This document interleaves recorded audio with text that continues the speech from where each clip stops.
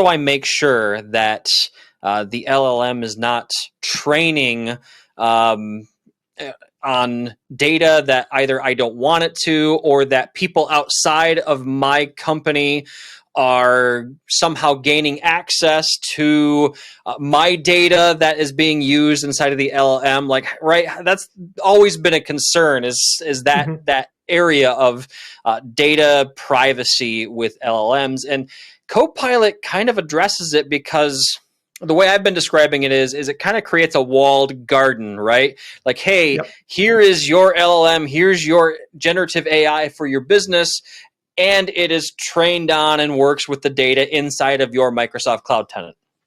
Yeah, and this is a question that very, very often comes up. So let's finish off the last little bit we talked about. We are going to focus on Copilot for Microsoft 365 in this conversation. Correct. There are a bunch of other Copilots. There's Copilot from Dynamics, Copilot in Power BI, Copilot for security, still in private preview, paid for private preview. It's a bunch of other Copilots. But for this conversation, although you can generalize this to all the others, really, the main difference is this, and this is what people are often confused about.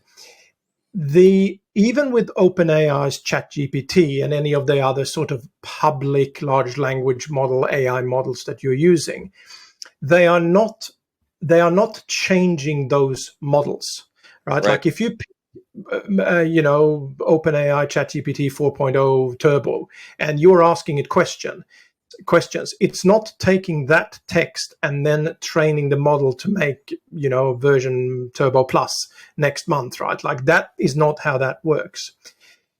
However, so the language model is finished. So if you look at Copilot for Microsoft 365, at the moment it's OpenAI's ChatGPT 4.0 model underneath the hood. Basically, that model is fixed and finished. It's running in Microsoft's data centers. The main difference between the public sort of consumer versions, I suppose you could call them, of the OpenAI LLM models and the other ones on the market, the Metas and Googles and all that, and Copilot for Microsoft 365, is that it is augmented by your data in your tenant. So that's the big difference, right? So if you just have a normal ChatGPT subscription and you go, okay, I need to rewrite this report I wrote for my boss last week, you can copy the text out of the report you wrote for your boss last week. You can paste it into ChatGPT and say, rewrite this in a more formal tone and bring in information from this webpage. And it will happily do that for you. But once you close that information is sort of gone, and you manually have to tell the prompt, here is the information I want you to use when you're generating your new output. With Copilot in Microsoft 365, it has access to all the documents you have access to.